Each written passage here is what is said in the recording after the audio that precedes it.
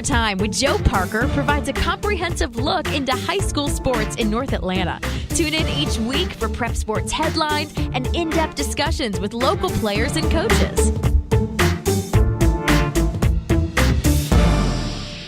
Hello, everyone, and welcome to another edition of Overtime with Joe Parker, and it is a state championship edition as I'm sitting down today with Milton head football coach Adam Clack. Coach Clack, thanks for joining us once again. Absolutely. Great to be back. Feels like just yesterday we were here doing the season preview. Mm-hmm. Well, Coach, last time we talked, it was just after the state championship, and you kind of said that hadn't really hit you yet that you guys were state champions. Now that about a month has gone past, and you've been able to process it, what's the feeling like?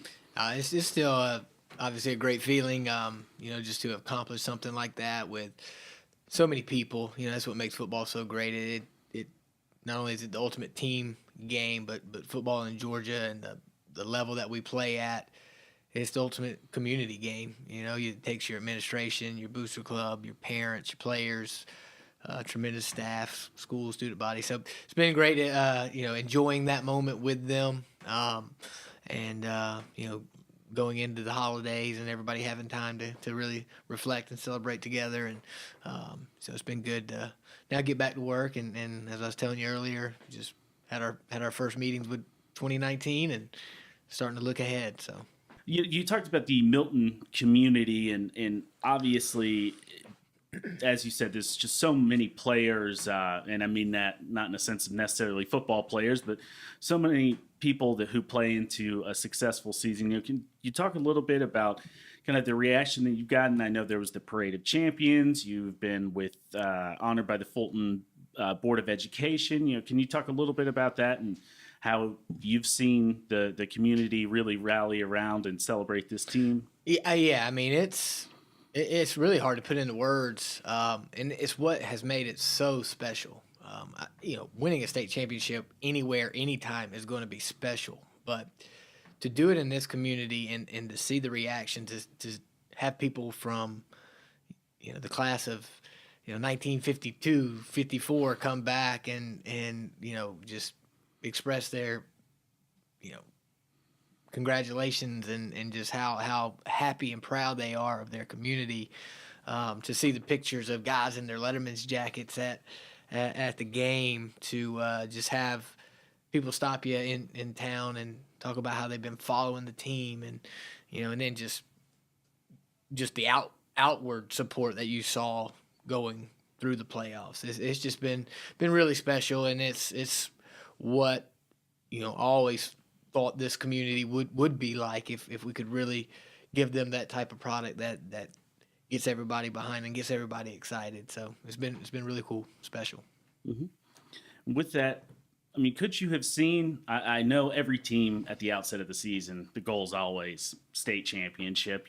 That's the ultimate goal. But entering this season, you had a lot of talent, a lot of returners, great coaching staff, but heading into this year, did you believe like we could make a run? Well, we talk about having a shot to have a shot, right? I mean, we don't talk a lot about winning a state championship. We don't even talk a lot about winning a region championship. We try to not put the ultimate goal on the result. We put it on on the elements that we think will get us to that result. Our keys to victory, we call it. So.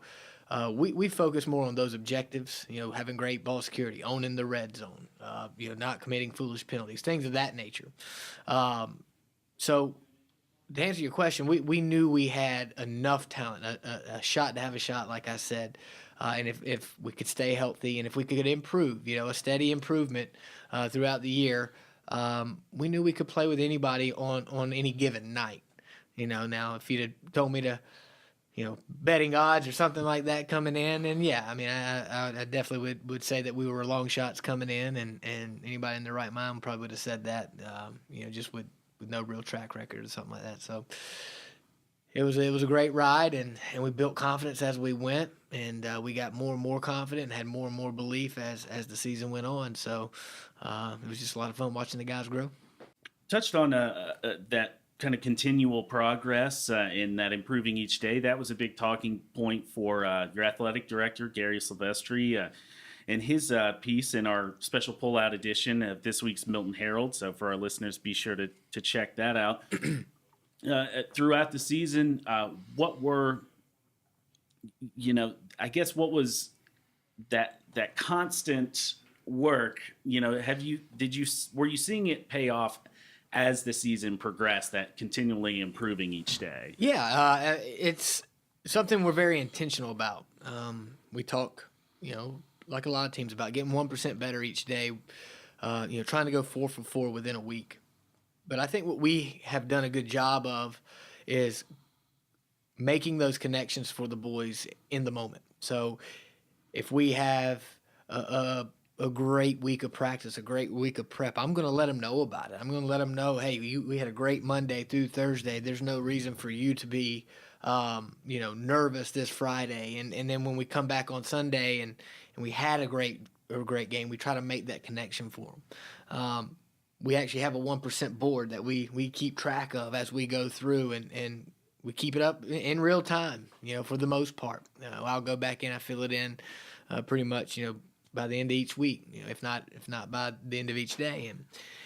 And what we started to see is even just pretty good weeks, 3 out of 4 days, we would have a quarter, or a quarter and a half where we were off, and it was weird how it would almost correlate to the day of the week, and that's probably more chance and whatever, but messaging is emotional. So if you can grab the kids and make them kind of see those connections, it doesn't matter if it's chance or not. It's something that's stuck, and it was just kind of very obvious when we would have 4 for 4 weeks. I mean, Monday through Thursday we executed. We would have really good ball games, and we went after the Forsyth Central game. We really kind of regrouped. Even though we're winning ball games, we didn't feel like we were playing the way we're supposed to be playing. And we made a real commitment to really grind out each day and see how long we can make that streak go. And it went all the way through the state championship. And it was 33 straight days that we were able to have a 1% or better day. So I just think that's hats off to a group of guys that really embodied that relentless effort mantra that we have. As one of our core values. Along the lines of improvement, you told me ahead of this season, to kind of gauge the successes of 2017 season would be this 2018 season to see, if the foundation had been set. Obviously it's a state championship year, but you talk a little bit about, that 2017 team and how it kind of transferred, I guess, into this year. Well, I mean, just back to the previous kind of comments I was making, that we set that foundation the year before. As we were kind of up and down, we really got into that 4 for 4 mindset, and we finished last year on a really good streak. We just happened to come up a little short against a really good Brookwood team. So that senior group, and I communicated with them often throughout this year when we had hit some big moments, and saying, I hope you guys feel a part of this because these guys are running with the foundation that you've built. That group in 2017 really, really embodied that competitive spirit. They were never back down. They were ready to go. They never really flinched. And I wanted to see if this group in 2018 could at least start from there and then get into what I call the winning spirit. And what I mean by winning is being able to handle success, not necessarily judging it by the scoreboard, but can we have success and then come back and go right back to work, right? Not working how hard we think we need to work based on the opponent or based on where we think we are, but having a process, outlining it, and going through each day, checking those boxes no matter who we're lining up against.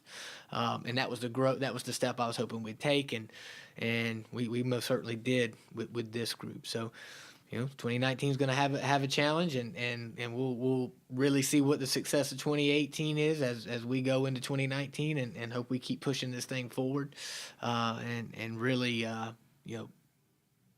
embedding the standard of what Milton football is going to be all about. Mm-hmm. Yeah, and obviously from from that point, the standards have definitely been raised because of such a successful season.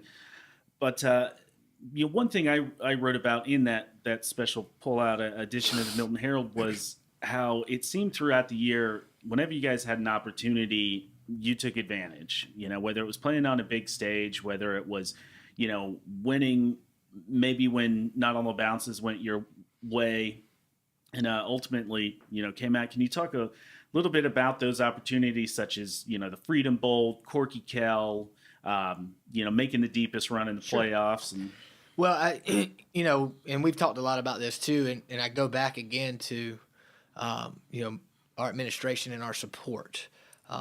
The alignment between Brian Jones, our principal, and Gary Silvestri, our athletic director, and myself is tremendous. If there's something that they want from me, I'm going to do the best to do it. And if there's something that I need from them, they're going to do their best to make that happen. And then I have an amazing booster club and parental volunteer support. So when we take on something, to the best of their ability, they'll insulate me from as much as they can so that I can focus on the team and insulate my coaches from that, who insulate the players. So all they have to do is play football. So when we're going into the Corky Kell or the Freedom Bowl is maybe the best example, with all those moving pieces, those boys never had to worry about anything but playing ball, and our coaches didn't have to worry about really anything but coaching ball. And so I think that helps them keep their focus where it should be. The other piece to that is I think we as a group did an unbelievable job of staying in the moment. People wanted to start talking about history. People wanted to start getting charter buses and doing pep rallies and doing all those things. And we had a group of guys, a group of coaches, and myself who said, we have work to do. Let's stay in the moment. We can sit around and talk about history over Christmas. Mm-hmm. And I think that, that was something that is why it seemed like, man, y'all just keep taking advantage of these opportunities. It was just another game. Obviously the stakes were bigger, but we wanted it to be as much like another game and just another, 120-yard field, 53 and a third wide with 11 guys on each side.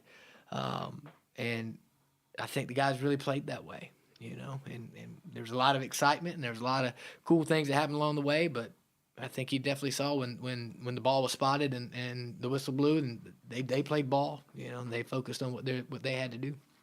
Mm-hmm.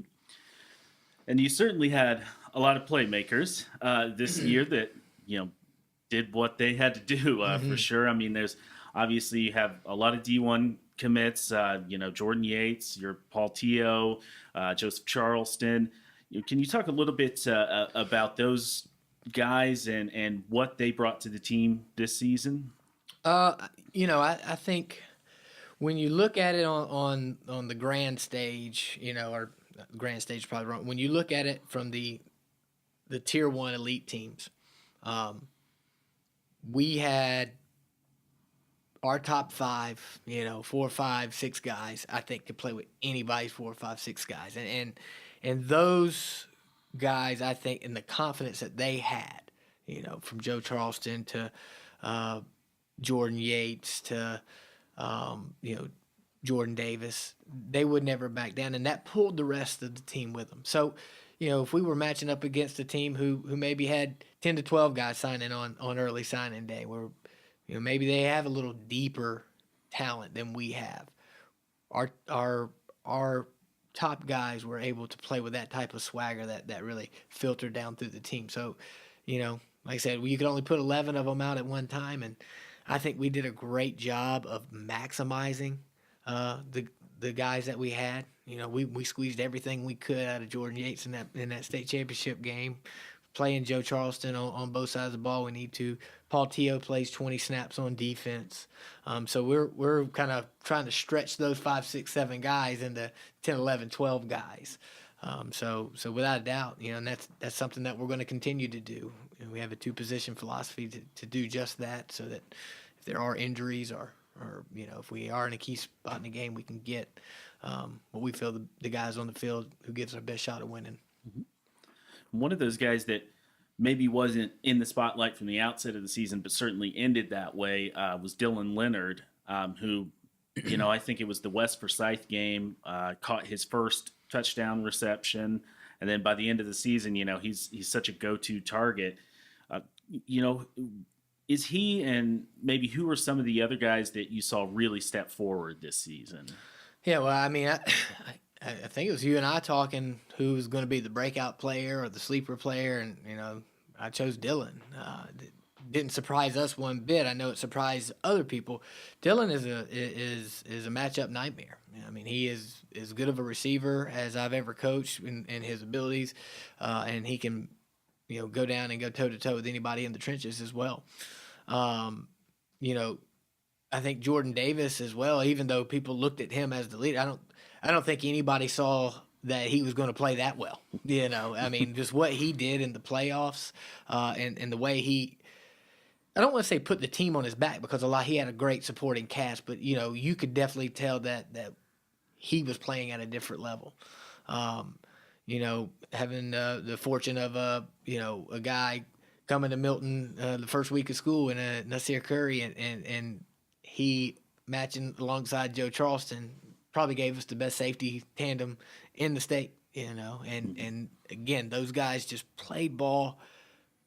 I would almost, down the stretch, it was funny. I was almost, get emotional watching practice, that last week, because it's practice 74, it's practice 75, 76, 77, and these guys are running around having the time of their life. And it was just so rewarding and refreshing, because they just had that genuine love of playing with and for each other and just playing the game. And I think that really was something that served us. It wasn't work. It wasn't a grind for them. Even though we, quote unquote, grinded, it wasn't a grind. If anything, I felt like the season got less of a grind the deeper we went, So it was just a truly special group of guys.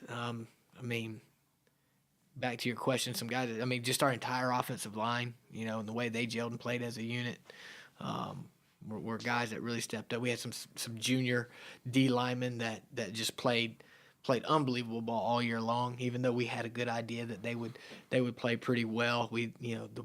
The level that they played at was really, really high. Looking back at this season kind of as a whole, I know what you just spoke on is kind of that family atmosphere. It sounds like with the guys, they're happy to play for you. They want to play for each other. They, could you really feel that throughout this season? Yeah. So, coming into the season, there were two major keys. One was the one that we discussed earlier of, can we sustain success? Can we continue to go back to work even though we've had success or failure? Maybe we had a bad game. Can we just go back to work? Can we just have a standard of work that Monday, Tuesday, through Wednesday, Thursday we're going to do, no matter the opponent, no matter what happened before? And we checked that box. The other one is we knew we had a lot of talented guys, and we knew we had a lot of personality. Just these guys they're a lot of fun, but with personality sometimes comes some attitude. When they were juniors, there was a lot of finger pointing, and now they're the leaders of the team. Can we get those? Can we break that mentality of, let me figure out what's wrong and just figure out how we fix it? And I can't tell you all the ups and downs of the playoffs. Start with South Gwinnett, and we're down at halftime in a game that we're supposed to win handily. We got it, Coach. Don't worry, we're fine. I didn't see offense turning on defense turning on offense, players turning on it. Never saw that. So I just go back to the belief that they had in one another, and the belief I believe they had in their coaches. Coach is going to get it right. One story that really sticks out is Josh Edwards in the Hillgrove game. Hillgrove is where he grew up. He played feeder ball with a lot of those guys, and that game mattered a lot to him. Well, just by nature of the game and just kind of how things were going, he was a couple carries, 10, 15 yards through 3.5 quarters, and we're down, and it's just not looking good. He was the calmest, coolest, biggest cheerleader we had on the sideline, saying, guys, it's going to work. We're going to get it. Just hang in there. You expect a guy like that to be tossing his helmet around and kicking dirt and wondering what's going on, get it together. But he was just like, we've got this. And we just were a team that embodied that belief and trust in one another. And it was very special because it's very, very abnormal, in teenage guys. It's very abnormal in adults. And along those lines, when we talk about kind of the state championships in high school sports, especially football, I think we sometimes forget that, these are 16, 17, 18-year-old kids. So was that made even more impressive that, they were able to come together and stay calm, stay the course, given the fact that they're in a highly emotional game and, they're teens. Absolutely. I mean, again, the most well-adjusted, perspective-oriented people lose it in high stakes, emotional settings, especially when you are depending on other people. And then to see and to know these guys, I've seen them for a year and some change, and now 2 years, and to know that was kind of a tendency sometimes. Highly successful and highly talented people don't handle adversity well sometimes, especially when they don't feel that it's their fault. And that's the art of building a team, though, right? I can't tear you down just to make me feel better. That's all ego driven. And we put a lot of thought, and we put a lot of talk, and we put a lot of time into talking about those things, and to see the leaders really embody it and run with it. Again, I go back to a Jordan Yates and a Jordan Davis and those guys. So anytime they saw something like that, they'd squash it, or they would just lead by example. So I think without a doubt that was probably the biggest element to our success, because that's what people to a T would say when they watched our team is, man, they just always seemed like it was going to work out. It's like they knew the end. And I agree that they always stayed calm and just kept playing and kept playing and kept playing, no matter the circumstance. Mm-hmm. With that, Coach, obviously it's a whole community, as we said earlier, and I do kind of want to touch on your coaching staff as a whole, and just if you could kind of highlight them as well, and just how crucial they were to this season's success. I mean, I don't know that there's a more crucial element than the staff. There's a lot of 1A, 1B, 1C things you have to do when you take over a program. From alignment with the administration to developing players to building a community. But I firmly believe the absolute number one thing that I had to do, or had to be afforded the ability to do in taking over a program, was to build a great staff and surround those players with great men. So in a way, it's like, well, the players are number one, right? Well, ultimately, yes, they are. But the number one thing I need to do is put great coaches around them, because they're going to impact them and be with them more than I could ever be, or anybody could ever be.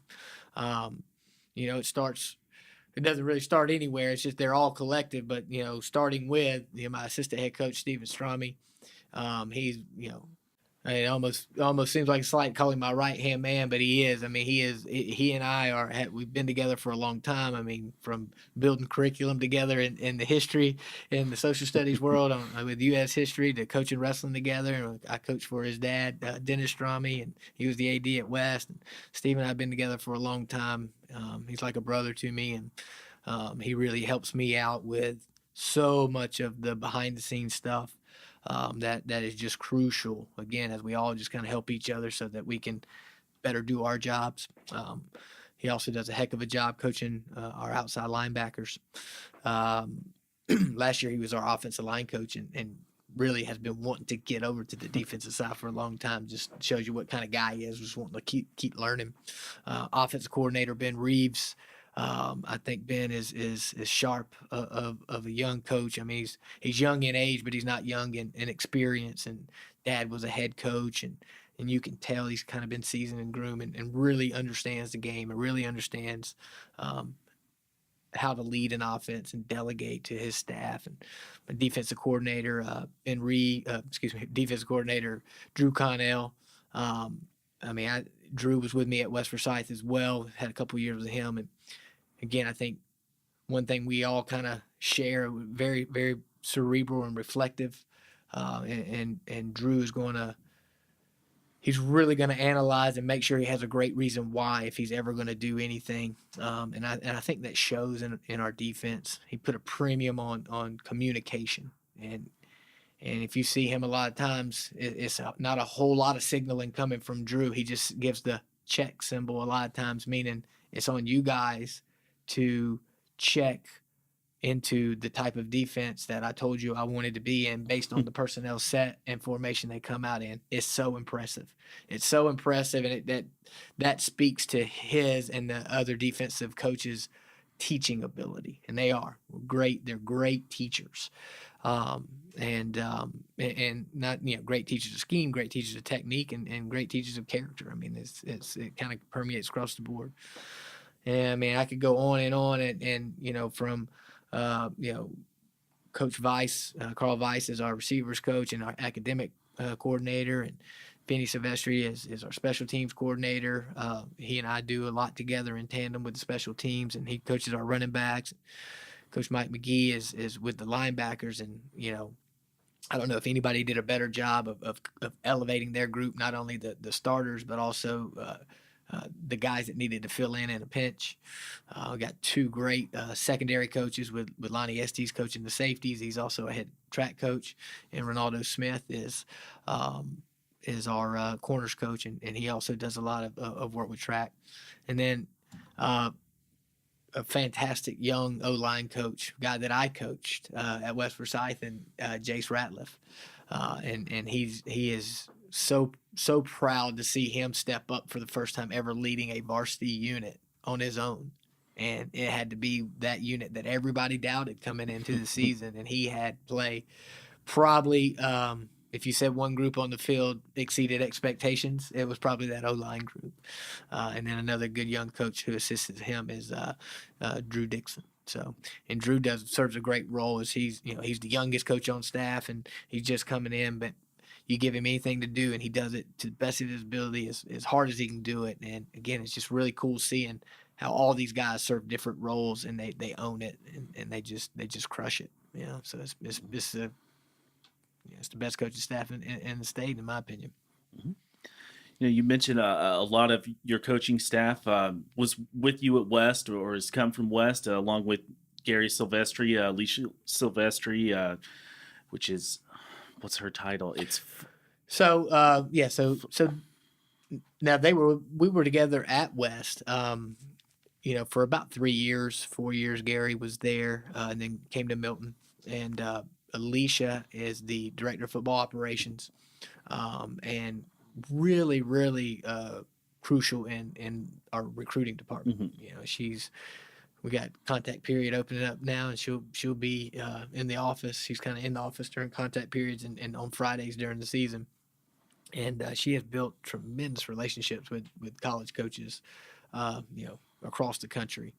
And it just another way that we're trying to serve the student athlete at Milton, from the classroom to the field to character development to trying to get them the best opportunity we can, at the next level if that's what they want to do. Mm-hmm. And given your longstanding relationship with a lot of these coaches and the Silvestris, what did that make this state championship even more special? Oh, absolutely. It's not a slight to anything. Being at West Forsyth, I helped. I had a very, very great sense of pride in being there from the beginning, and helping Frank build that program, and being able to take over and kind of follow in his footsteps, if you will. But I really felt like when some of the guys that came over with me, and then we merged with the guys who are currently here, and then we brought in some guys from that, it was truly a new start. Now, and I don't want to say that in a way that slights what Milton had done previously. I've gone on record, and I'll reiterate it again.